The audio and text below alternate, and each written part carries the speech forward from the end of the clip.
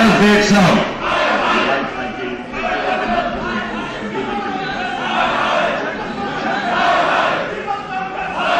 बोलिए बोलिए आप बोलिए। सबसे पहले आपको बहुत काम पेश करता हूं।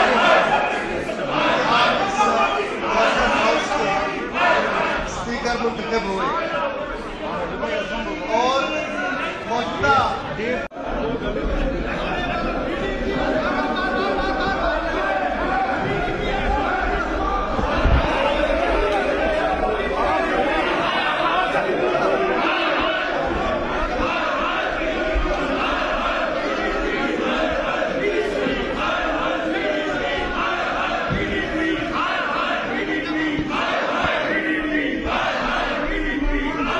Big Sam.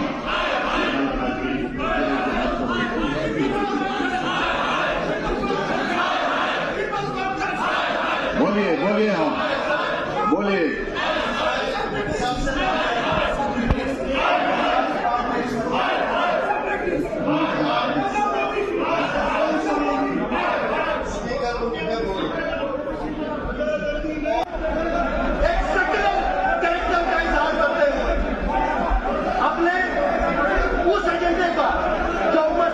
सामने रखा था एक सियासी और इक़्तिसादी एजेंडा।